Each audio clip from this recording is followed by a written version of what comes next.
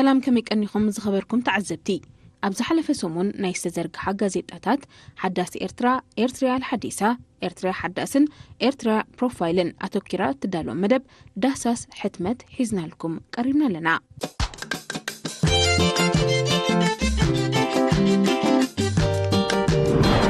أب مبل شادشاي كفال تحستو فتح زدليو قطبا أفريقيا هاجرات زبيتاوي مغسغاس تقاتات كبكبلون تنقق محدرا منغستاوي فاينانس قدامنت كهبون يقبع هاجرات أفريقيا جدن وننتي ناي لمعات أجندأن كونا اللون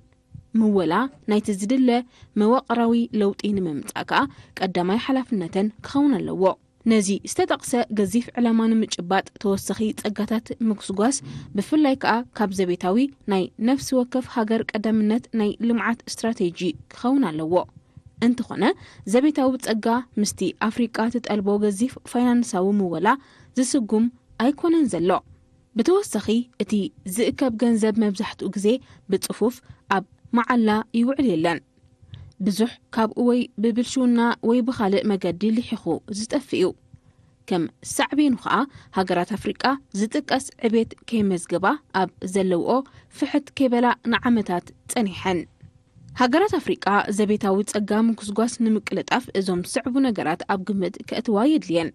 قداماي كاب قبري زئكب أتاوي زيادة كعبيو يدلين بقمقم بانك لمعات أفريقيا نتي كساب 2030 نمواقراوي لوطي زدليا فاينانساوي مولا نمملا قمقم متأنا قبري جاملة هاجراو توت كاب تحجز اللوو 14 مئتاويت انت وحدة ناب 27.2 مئتاويت كتعبيو اللوا زبيتاوي مغسغاس تصقاتات نمواقراوي لوطي نمعباي هاجرات صفت محدرا قبرن منغستاوي فاينانساوي محدران نممحياش اب زحجز سرعات مالت سيستم كوفرا يدلي ازي نابنت ديجيتاوي مقاب قبرن سرعته محدران يحتت زبل كالوت نتبتاتن يركبو اب عمد طعنا باكلاو منقسقاس زقاصل متن سبحي نطعنا لبي حغاز مخانو تطقيتو مطون كبدت سبنت كلونا سلازقبرون ابدمنا زهلو متن شكور درجو زحلوه اب مغبارن كليتنا بغبو سرحك تعي ام حيالن يحجز صقدم نمقصر دلول بقع حالي سبنت كلونا ونيتقم بتوسخي موسواس اكلات اب سبنتنا تاكيبو صنح سبحي بمقصل طعنانا كم زحلو يقبر يخون امبر اتي اب سبنتنا تاكيبو زركب سبحي بقليلو كحقق سلازيكل ابتين نغبرو عينت موسواس اكلاتن قطالنتون كم زمركوس حيالو مصنعتات يملكتو اب اكلاتنا زلو سبحي نمحقق فلما بزعبا ميتابوليزم مسرتاو زخونه افلطو كلونا يدلي ميتابوليزم زبلعنايو مغبي ناب حيلي وي طعت زقير مسرحيو ولا اب منبر كوفيلنا نوعل سبنتنا زدليو حيلي نمركب ناي قدن مسرح ميتابوليزم يكايديو ازي حيلي وي طعت زي كاب هاربوهيدرات بروتينن سبحن زامسلو مازا مغبتات يزركب أكلاتنا زرخبو متن قرب ازوم مازاتاتن زهلوخو وي زقاصلو عقنن كاب سب ناب سب يفلاليو بان وسدو عينت مغبي عدمه صوتا كمون كساب كندي ننقسقاس ابزبلو مسرتوان رقحيتات يزمركوس بحفشاوي اقلالصا تحط صعقي زلو عينت موسواس اكلات كم باغري مغعازن زبزب مبالن زامسلو زحيله متن حيل چوادا زدليوم يكونون اذا مالت اتي زدل صعات تحتيو اتقرب تعدما كابتن مغبو سبحي زمص مش كواخ مالت بفتنت مغاي زامسله عينت سبورت غنا اتحايلي ملو بملو اب چوادا سلازمركوس دلدولن حيال چوادان كلوكاي زحتت ابزي اتصعت كابتن وسدو سبح حليفو كاب كربوهيدراتن بروتينن كهلخو قدن يخون اب عمدي بالن سنطببن بزعبا زرغحه ባህሊ اب زدهز صحف اما العالم زرقه زرغحه ባህላዊ نطفتات مسمع باله تكنولوجي ازيو طبق متأثر ኣለዎ አመጋግባ ንውሰድ ኣብ ዓለም ዘሎ ዓይነት አመጋግባ ዝተፈላላዩ ዝግኒ ሽሮ ንኣብነት ኣብ ኤርትራን ኢትዮጵያን ባህላዊ ምግቢው ኣብዘን ሃገራት ውን ኣብ ዝተወሰነ ክፋል ሕብረተሰብን እዩ ከም ባህላዊ ምግቢ ዝግለጽ እንተኾነ ኣብዚ እዋን እዚ ኣብ መላእ ዓለም ኣብ ዝርከባ ዓበይቲ ኣብያተ ምግቢ ብፍላይ ኣብ ኤውሮጳን ኣሜሪካን ዝግኒ ወይ ሽሮ ክጸንሐካ ይኽእል ዝግኒ ምስ እንጀራ ንባዕሉ ባህላዊ መግቢ ናይ ዝተወሰኑ ሕብረተሰባት እዩ እንጀራ ብዝተፈላለየ መልክዕን ዓቐንን ኣብ ዝተፈላለየ ሃገራት ግን ይዝውተር ፓስታ ሩዝ ከም መግቢ ኣብ ሙሉእ ዓለም ዝውቱር እዩ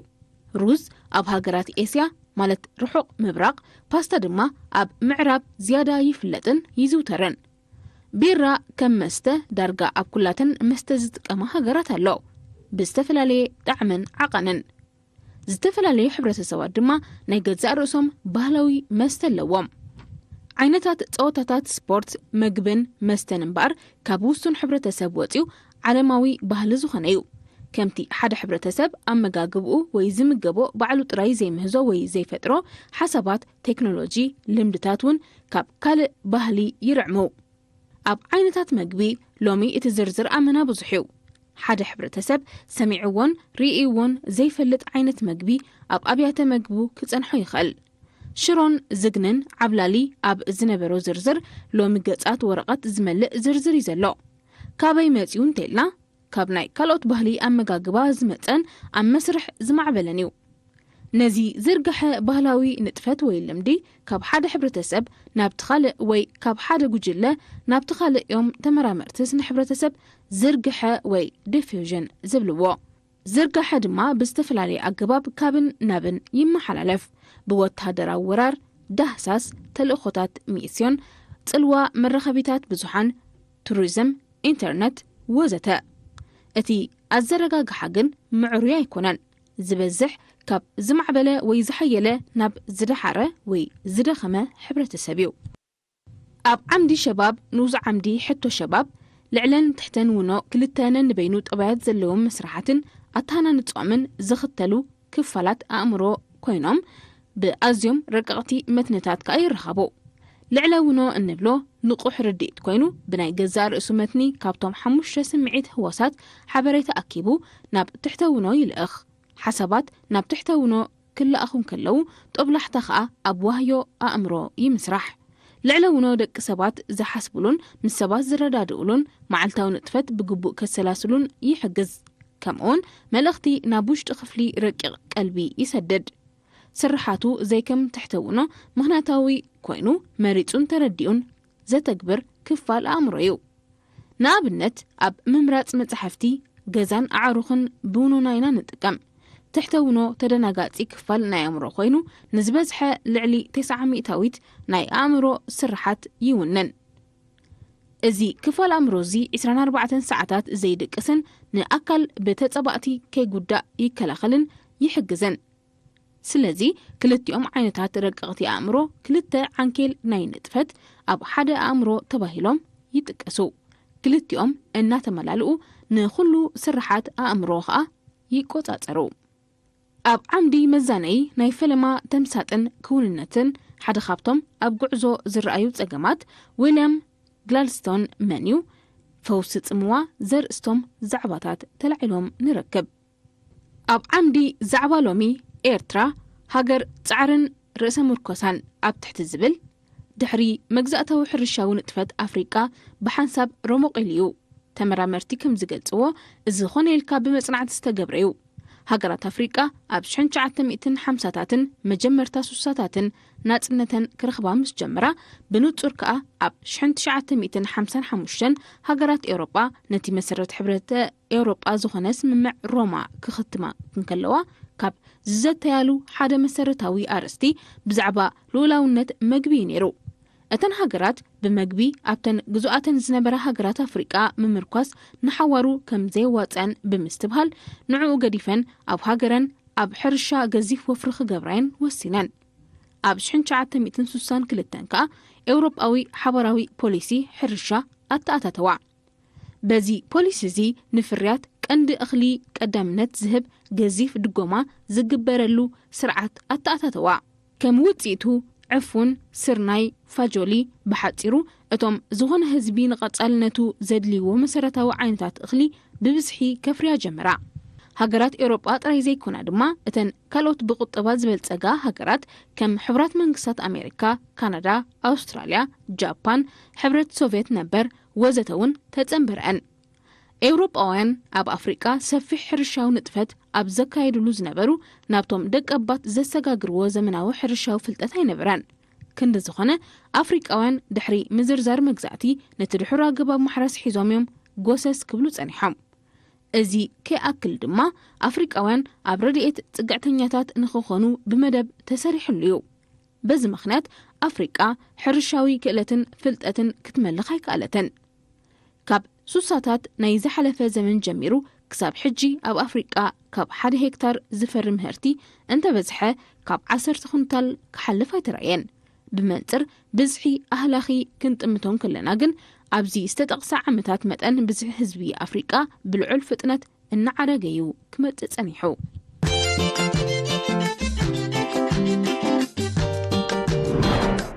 ዳይሬክተር ቤት ትምህርቲ ማእከላይን ካልኣይን ደረጃ ገንሰን ንኡዞባ ማይ ዓይኒ መምህር ግርማ ዳዊት ዘርእሰናይ ብዛዕባ ሓፈሻዊ መስርሕ መምሃርን ምስትምሃርን ዝሃቦ መብርሂ ቀሪቡ ኣብ ዓምዲ መልሓቕ ኣልኣዳብ ወኣልፍኖን ንያታዊ መሳርሒ ሙዚቃ ብሄረ ትግርኛ ዝኾነ መለኸት ዘላሊ ትሕዝቶ ቀሪቡሎ ኣብ ዓምዲ ዓለማዊ ዛዕባ ኣብ ማሕበራዊ መራኸቢታት መንግስታት ኢራን ዝቀያየረ ምትእስሳው ወጻኢ ብዝብል ኣብ ዝሓለፈ ቅንያት ሓይሊ ኣየር ኣሜሪካ ኣብ ልዕሊ ኢራን ዘካየዶ ደብዳብ ኣብ መንጎ ክልቲአን ሃገራት ንልዕሊ 70 ዓመት ዝጸንሐ ዝልሕልሕን ዝተረረን ዲፕሎማስያዊ ርክባት ኣብ ጥርዚ ዝበጽሓሉ ተርእዮ ነይሩ ሓድሕዳዊ ደብዳብ እስራኤልን ኢራንን ንኣስታት 12 መዓልታት ድሕሪ ምጽንሑ ኣሜሪካ ተደሪባ ኣብ ፍሉይ 3 ነቁጣታት ኢራን ብሓንቲ ለይቲ ካብ ነፈርትን ሳብማሪንን መጥቃዕቲ ኣካይዳ ኣብ 3 ነቁጣታት ብብልሒ ዝጭምት 75 ተመራሒ ቦምባ ክፍኖን ከሎ ኣብ ሰማያት ማእከላይ ምብራቅ በበይኑ ደገፍ ዝህባ 125 ነፈርቲ ውግእ ይሳተፋ ምንባረን ጸብጻባት ይሕብሩ ሰለስቲአን ሃገራት ድማ ተዓዊትና ኣብ ዝበልኦ ፍጻመ በጺሐን ብምቁራጽ ተኽሲ ከዓ ተሰማሚዐን ንልዕሊ 40 ዓመት ኣብ መዛዘሚ ኩጥባ ማለት ስብከት ካብ መእዘኒ መሳጊድ ክስማዕ ዝጸንሐ ሞት ንኣሜሪካ ዝብል ጭርሖ ወይ ብቦምባ ወይ ብምርቓ ዝግ ዘብል ወሪዱ እንተኾይኑ ክረአዩ ጎድኒ ጎኒ እቲ ቦምባታት መራሕቲ ኣሜሪካ ከዓ እግዚኣብሔር ንኢራን ይባርኽ ክብሉ ይስምዑ ነይሮም ኣብ ዓምዲ ጸጋታት ባሕሪ ንዓሳ ሲልቨር ካርፕ ጽሑፍ ቀሪቡ ሲልቨር ካርፕ ሓደ ካብ ዓሌታት ዓሳ ካርፕ ናይ ጥዑማይ ዓሳታት ኮይኑ መበቀሉ ኣብ ቻይና መብረቃዊ ሳይበርያን ቪየትናምን ምዃኑ ይፍለጥ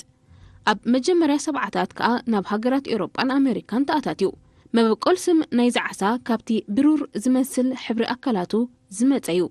ብቋንቋ እንግሊዝኛ ሲልቨር ማለት ብሩር ማለት እዩ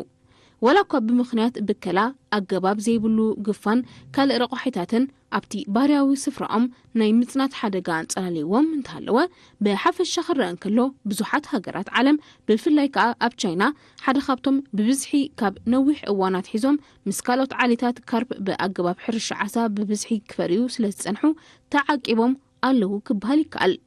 እዞም ዓይነታት ዓሳታት ብብዝሒ ሰበባ ዘለዎ ማያዊ ኣከባቢ ብምትእትታው ወይ ብምዝራእ ኣብ ምቁጽጻር ማያዊ ደቀቕቲ ኣትክልትን ምሕላው ብቕዓት ማይ ዲካታት ቀለያት ኣፍላጋት ወዘተ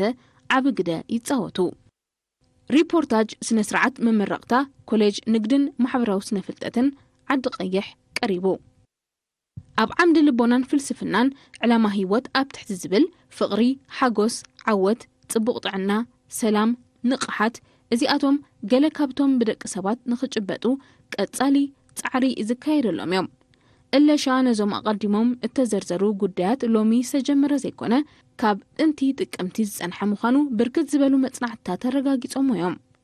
ባህጊ ናይ መብዛሕትኡ ሰብ ንፍቕሪ ሓጎስ ዓወት ጽቡቕ ጥዕና ሰላም ንቕሓት ብምልኣት ንኽጭብጦም እዩ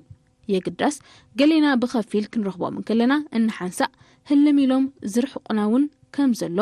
ዝከሓድ ሓቂ ይኮነን ኣብዚ ዓለም ልዕሊ 8 ቢልዮን ህዝቢ ነብር ኣለና ብመጠን ብዝሕና ተመክሮ ህይወትና ዝተፈላለዩ ገለ ሰብ ብብዝሒ ምቾት ናብራ ዝኾኖ ክጠፍኦም ከሎ ገለ ብሕሰም ናብራ መፈጠሩ ዝጸልእ ኣሎ ኣብ ኩነት ዓለም ብዕምቆት እንተተመራሚርና ብዙሓት ሕቶታት ኣብ ኣእምሮና ከም ዝገማድሑ ርዱእ እዩ ኣብ ኣተሓሳስባና ክሳብ ክንድዚ ዝኣክል ዓቢ ኣፈላልያ ዝፈጠረ እንታይ እዩ أمن نبابرونا كساب كندزز أكل زتغاننا غاغ بغمي تفتيرو مقليا زي بلوم حتوتات رأسنا كانت رارونا يخوليهم كابتوم حتوتات نلعلي اتوم ملستات زيادة زجن قنتخنون كتو زدن تسوكخونا كالنيو اتوم ان رغبهم ملستات كابتوم حتوتات نلعلي زعمقن سفحن كخونو يخوليهم أب عمدي زعبالومي جوجوي بوليسيتات واشنطن كبقع جزيو زأخر دو يمثل بزبل بممحدارات واشنطن قبل على حزب إيرترا نخواب حدا زمن استفدت أما بدلات تزرزيرو ويودان أبشحن شعات 250 أمريكا استراتيجياوي ربحاتات بمقدم نمثل نصنة حزب إيرترا بعلق قعديتا كاب اتمنتلون دحر تخطاتلتي ممحدارات واشنطن بزي أفلالي قوبتا إيطوبيا نمصنع لعل دقف أبركتهم يوم أب جزي ورار ويانا مالت كابشحن شعات 298 كساب 13 عام تمرت كا حبرات منقصات أمريكا بقطتا زبزح جزي دما بنايك أربا وكلتا بيلا نيتوبيا جزيف دقف مبركاتا زفلاتيو من محدارات واشنطن دوب إيرتران إيتوبيان بمسارة ناي مودأتان كيادن بيين كوميشن دوب أبايتا كي تكبر زي حقاوي متعنقاف كفتر متصنحهم مستيرا يكونن إيتوبيا بمخرن متببعن من محدار أمريكا كاب تكبر حقي نمهدم أب عنكليل استتصمدت أمريكا بايتوت تحبرات هاجرات بدرب عيار مالت دابل ستاندردز أب لعلي إيرترا حيالو زي كنوع والسانتات كحلف وسان قدا تتصاوت من برا سنود حقيو أب عمد دايري قعزو ناب سني عبوت أيكونكني زبلو زعباتات دايري تقميت أمالو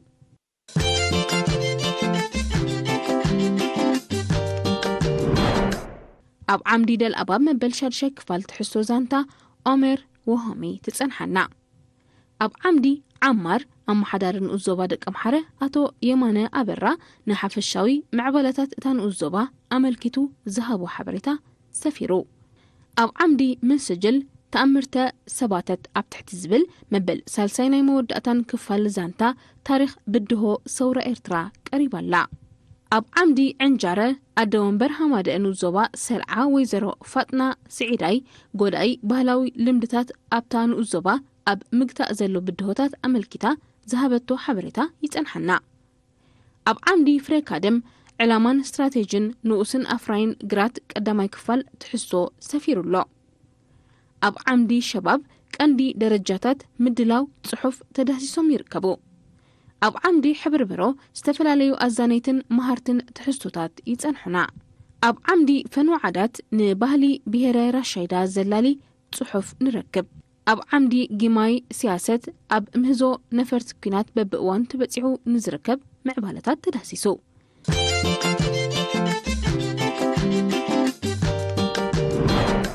أب عمدي سبوتلايت إيرترا اتغبتلو خلو مداوي معبالة حمرت زقبرة بوليستات بزينبور مركز أب معدناو تسقاتات نزي سعبو حدقاتات بأقا مفتحي الزقمة مخانو تنتيرو أب عمدي سبورت نتاريخ قد مشكلتا أب إيرترا زدسس كالاي كفال تحستو قريب الله أب عمدي ديفلوبمنت أب كبابي ماركاتو تركب بهاني توست تفلت تكال نممسراتان أب زلا تخنة نختبت سحز نبرة مبلحاتن تدهسيسو يركب أب عمدي لايتر سايد شدة كاب سان اقري ناب أرما حرنت بزبل استدالو صحف يتنحنا أب عمدي قطبان وانينن قطباو عبيت نمرققات تمراتي تسلات اللودو زبل زعبا تأنجدو أب عمدي حسابات مبل 54 كفال حبرة سب كابينا بي بخمي مأكل منغستي مالت Center of Government نفسه كف هاجر وتسيئتنا يستفل علي تاريخاوي بهلاوي بوليتيكاو معوالتاتن زمدنا حيلتاتن كينو بزقمتا أب نوحي قزيز معبليو أبز حلفة صحفنا محدرة أبز بالعرستي كل حساب إكس كل حساب واي زبهال أمرات أرئلنا نيرنا أتي قدامي قطعي قدم محدرة أتخالايكا أستافي قدم محدرة مخانو تغيسنا دما أزي أبنوح عمتات أبز وسدا مسرح زمعبلة مخانو قليسنا نيرنا أب هاجرات OECD ولاكوا عينتات مأكلات منكستي بزوح زفالا لن تخنا نتفتاتو جن تماساسالنا تلوو ማእከል መንግስቲ ብልምዲ ንመራሒ መንግስቲ ወይ መራሓ ሃገርን ካቢነ ሚኒስትራቱን ዝሓቅፍ እዩ ማለት ማእከል መንግስቲ ኣሜሪካውያን ኣድሚኒስትሬሽን ዝብልዎ ንኸምቲ ኣብ ኤርትራ ቤት ጽሕፈት ፕሬዚደንት እንብሎ ዝገልጽ እዩ ማእከል መንግስቲ ብቐጥታ ኣገልግሎት ንህዝቢ ኣይህብን እዩ ንህዝቢ ብቐጥታ ኣገልግሎት ዝህባ ሚኒስትርታት በዓል መዝታት ወዘተየን ይኹን እምበር ማእከል መንግስቲ ፖሊሲ ኣብ ምምዕባል ምውህሃድ ምትግባር ምቁጽጻር ምስ ካልኦት ኣካላት መንግስቲ ተሓባቢሩ ክሰርሕ ትጽቢት ይግበረሉ ኣብ ዓምዲ ሸባብ ቦታ ኤርትራ ኣብ ቀርኒ ኣፍሪቃ ብዝብል ኣብ ኣዳራሽ ዳዕሮ ዝቐረበ ዛዕባ ሰፊሩሎ ቤት ትምህርቲ ስነ ኪነት ኣስመራ ብዘመናዊ መሳርሒ ብቑዓት ሞያውያን ተፍሪ ብዝብል ዝቐረበ ሪፖርታጅ ይጸንሓና ኣብ መበል 7ይ ክፋል ፍታሕ ዘድልዮ ቁጠባ ኣፍሪቃ ሃገራት ኣፍሪቃ ኣብ ናይ መንእስያት ምምራሕ ዋኒን መደባት ልምዓት ብምውፋር እታ ኣህጉር ካብ ዴሞግራፊያዊ ምቅሌት ክትረብሕ ትኽእል እያ መንእሰይ እቲ ዝዓበየ ናይ ኣፍሪቃ ርእሰ ማልዩ ብግቡእ ኣብ ረብሓ እንተውዒሉ ኸኣ ንናይ ኣፍሪቃ መዋቕራዊ ለውጢ ከቀላጥፍ ትኽእሎ ኣለዎ ኣብ 2030 ሓደ ካብ 4 ሰባት ኣብ ዓለም ኣፍሪቃዊ ክኸውን እዩ እዚ ግቡእ ክንክን እንተተገይሩሉ ንናይ ኣፍሪቃ መጻኢ ቁጠባዊ ዕብየትን መዋቕራዊ ለውጥን ዝመርሕ ክኸውን እዩ ይኹን እምበር ካብ ፍረዚ ዴሞግራፊያዊ ምቅሌት መንእሰይ ኣፍሪቃ ዝርከብ ረብሓ ብዓብኡ ኣብቲ ኣብ ምምዕባል ሰብኣዊ ዓቕሚ እተወፍሮን ንመንእሰያት ኣብ እትፈጥሮ ናይ ስራሕ ዕድላትን እዩ ዝምርኮስ ካብቶም ኣብ ክሊ ዕድመ 15 ክሳብ 35 ዘለው ሰባት ወጻኢ ካብ ትምህርቲ ዝርከቡ ሓደ ስልሲት ሽቕለት ኣልቦ ካልእ ሓደ ስልሲት ከኣ ኣብ ተኣፋፊ ስራሕ ዝተዋፈሩ ክኾኑ ከለው ሓደ ካብ 6 ጥራይ ብደሞዝ ከም ዝሰርሑ ባንክ ልምዓት ኣፍሪቃ ይግምግም ካብ ሕጂ ክሳብ 2063 ኣብ ዘሎ ግዜ ተሳታፍነትን መጠን ሽቕለት ኣልቦነትን መንእሰያት ኣፍሪቃ ቀዋሚ ክኸውን ወርሓዊ 17 ሚልዮን ሸቕሊ ክፍጠር የድሊ ኣብ ዓምዲ ልምዓት ንሕርሻዊ ንጥፈታት ዝድስስ ትሕዝቶ ሰፊሩ ኣብ ዓምዲ ምን ሁና ወሁናክ ብዳይኖሰር ዝፍለጥ ዝጸነተ ፍርዙን እንስሳ ኣብ ሰሜናዊ ቻይና ናይ ዘመነ ክሬታሺዮስ ናይ ጂኦክሮኖሎጂ ኣሰሩ ከም ዝተረኽበ ተገሊጹ ኣብ ኣውስትራልያ ኣብ ዝርከብ መካነ እንስሳ ኣንበሳ ካብ ሰፈሩ ወፂኡ ንሓንቲ ሰበይቲ ከም ዘጥቅዐ ተሓቢሩ ብዳቪንቺ ዝተማህዘት ማሽን ካብዛ ኣብዚ እዋን እዚ ዝተማህዘት ማሽን ብልጫታት ከም ዝነበራ ይጥቀስ ኣሎ ኣተኩሮ ማሕበራዊ መራኸቢታት ኣብ ሰሜን ካናዳ እትርከብ ንእሽቶ ደሴት ልዕሊ መጠን ከም ዝዓዘዘ ተገሊጹ ኣብ ዓምዲ ኣልኡስራ ዝተፈላለዩ ስድራ ቤት ጠቀስ ሓበሬታታት ይርከቡ ኣብ ዓምዲ ጥዕና ንረኽሲ ቴታኖስ ዝምልከት ሓበሬታ ሰፊሩ ቴታኖስ ስትሪዲየም ቴታኒ ብዝተባህለ ባክተርያ ዝስዕብ ረኽሲ እዩ እዚ ባክተርያ እዚ ናብ ኣካላትና ምዝኣቱ መርዚ ፈጢሩ ንጭወዳታትና ብምጭባጥ ከቢድ ቃንዛ ይኸትል ምጭብባጥ ጭወዳታት መንጋጋ ስለ ዘስዕብውን ሎክጃው ተባሂሉ ይጽዋዕ እዩ ጭወዳታት ክሳድን መንጋጋን ብምዕጋድ ኣፍና ብግቡእ ከይንኸፍት ዝገብር ሕማም ምዃኑ እዩ ረኽሲ ቴታኖስ ኣብ ህፃናት ቃጸሎ ኣብ ዘጋጥሞም ሰባት መብጣሕቲ ኣብ ዘካይዱ ሕሙማት ትሑት ሕማም ናይ ምክልኻል ዓቕሚ ኣብ ዘለዎም ሽማግለታት ከምኡውን ኣብ ተጠቀምቲ ሓሽሽ ብብዝሒ ይርአ ባክተርያ ቴታኖስ ብዘይ ኦክሲጅን ክነብር ዝኽእል ታዋስያን እዩ ንሓየሉ ዓመታት ብሂወት ክጸንሕ ስለ ዝኽእል ንምክልኻሉን ምክትታሉን ከቢድ ጻዕሪ እዩ ዝሓትት እቲ ባክተርያ ብብዝሒ ኣብ ሓመድን ኣብ ቀልቀል እንስሳታትን እዩ ዝነብር ኣብ ዓምዲ ትንታነ ዜና ዋዕላ ኣሜሪካን 5 ሃገራት ኣፍሪቃን ብዝብል ኣብቲ ዋዕላ ካብታ ልዕሊ 50 ሃገራት ዘለዎ ኣህጉር 5 ጥራይን ንኽሳተፋ ዕድመ ቀሪቡለን ኣብቲ ዋይት ሃውስ ዘደንቕ ንግዳዊ ዕድል ክብል ዝገለጹ ዋዕላ መራሕቲ ጋቦን ጊኒ ቤሳው ላይቤርያ ማውሪታንያን ሴኔጋልን ተሳቲፎም እዘን ትሑት ቁጠባዊ ምዕባለ ዝውንና ሃገራት ከም ኣካል ናይቲ ምምሕዳር ትራምፕ ኣብ ዝሓለፈ ኣዋርሕ ዘተኣታተዎ ናይ ቀረጽ ሕግታት ኣብ ልዕሊቲ ኩሉ ናብ ኣሜሪካ ዝልእክኦ ንግዳዊ ፍርያት ናይ 10 ሚእታዊት ቀረጽ ተነቢሩለን ከም ዘሎ ይፍለጥ ትራምፕ ኣብ ዝሓለፈ ወርሒ ጥሪ ንኻልኣይ እብረ ስልጣን ድሕሪ መሓዙ ኣሜሪካ ንኣፍሪቃ እትህቦ ዝነበረት ሓገዝ ብኽነት ምዃኑን ምስቲ ቀዳምነት ኣሜሪካ ዝብል ፖሊሲኡ ዘይቃዶ ከም ዝኾነን ብምግላጽ ከም ዘቋረጾ ይዝከር ጸሓፊ ክፍሊ ጉዳያት ወጻኢ ኣሜሪካ ማርኮ ሩቢዮ ኣብ መጀመርታ ናይ ዝሒዝናዮ ዘለና ወርሒ ንምቁራጽ ንጥፈታት ኣህጉራዊ ትካል ልምዓት ኣመልኪቱ ኣብ ዝሃቦ መግለጺ ተረባሕቲ ሓገዛት ናይቲ ኣህጉራዊ ትካል ዝኾና ሃገራት ኣምሳያ ናይቲ ዝምጠወለን ረድኤት ንኣሜሪካ ከም ዘይክሕሳ ሓቢሩ። ኣብ ዓምዲ ቃለ መሕተት ሰነዳት ዮሃንስ ኮልሞዴን ንታሪኽን ባህልን ህዝቢ ኤርትራ ማእከል ዝገበሩ እዮም ዘነጥር ትሕዝቶ ቀሪቡ። ኣብ ዓምዲ ማህደር ጀጋኑ መበል 9 ክፋል ተገዳላይ ካብ ጉስነት ክሳብ ማስተርነት ቀሪባ። ኣስቴር ኣስቤዛ ሒዛትለይ ኣብ ሰሙን ሓደ ግዜ ምስቶም ጻዓዱ ብሄሊኮፕተር ናብ ኣፍ ዓበት ትመጸን ነበረት። ኣብ ነፍሲ ወከፍ ናይ ኣፍ ዓበት ጉዕዞኣ ኸኣ ንመርዖ እትብል ሓሳብ ተቐርበለይ ነበረት። ንገዛ ዘድሊ ንብረት ኩሉ ኣዳልያ ድልውቲ ኮይና ትኽሕኩሓኒ ነበረት። ኣነ እውን ነቲ ሓሳብ ተቐቢለዮ ልደት ክንምርዖ ሓሳበይ ኣቕረብኩ። ኣስቴር ግን ልደት ነዊሕዋ ነሕፅሮ በለት። ብወገነይ ከዓ ሕፅረት ገንዘብን ካልእን መርዓ ዘድሊ ምድላዋትን ናይ ግዜ ምቅርራባት የድልየኒ ስለ ዝነበረ ገዲደያ ንልደት 1975 መርዓ ተቋጸርና። ግን ጥሪ 1975 ከይኣተወት ግዜ ፋሕፋሕ ኣርኪቡ። ልደት መዓልቲ ኣበባና ኮይና ንምውዓል ፈቃደኛ ነበረትን። እታ ንገድሊ ክትወፅዶ ትደሊ ትብል ዝቐረበትለይ ሕቶ ንቆፀራ መርዓና ቀዲማ ዘይትስገር ኮይና ቀሰበትኒ። ኣብታ እዋን እቲኣ ናይ ምግዳል ውሳነ ወሲደን ከለኹ ውሽጠይ ግን ኣስቴርዶ ገድሊ ኢሉ ኣብ ከቢድ ወጥሪ ተሸሚሙ ሓደረ። ኣብ መወዳእታ ኣነ ምስ ብጾተይ ካብ ኣፍ ዓበት ከም ዝጠፋእና ምስ ተረጋገጸ ጸላኢ ንኣስቴር ንምሓዝ ሰባት ኣውፊሩ ተቐዳደመ። ሑጽያ ሸፊቱ ተባሂላ ክትድለ ጀመረት። ንመርዓና ተባሂሉ ኣብ ባንክ ማለት ሕሳብ ኣስቴር ዝተኣከበ 6,000 ብር ከይወፅእ ተኣገደ። ፌስቲቫል መጉልሒ ብሉጽ ክብርታትና ምዃኑ ብዝርዝር ተነጢሩ። ኣብ ዓምዲ ካብ ዞባታት መበል ካልኣይ ክፋል ትሕዝቶ ፓድረ በየነ ሃገር ልዕሊ ኩሉ ንረክብ። ኣብ ዓምዲ ንቑሕ ደመና ናይ ምዝካር ክእለት ንሰብ ጥራይ ዝተዓደለ ብቕዓድዩ ዝብል ትሕዝቶ ይጸንሐና። ኣመሓዳሪ ንኡዞባ ኣራዕታ ኣቶ ብርሃነ መዝገበ ንሓፈሻዊ ምዕበለታት ዝምልከት ሰፊሕ ሓበሬታ ሂቡ። ሪፖርታጅ መመረቕታ ኮሌጅ ንግድን ማሕበራዊ ስነ ፍልጠትን ዓዲ ቀይሕ ሰፊሩ ንረክብ። ኣብ ዓምዲ ሸባብያት መንእስያት ሃገራዊ ባህሊ ኣብ ምምዕባልን ምዕቃብን ዘለዎ ተራ ተዳሲሱ።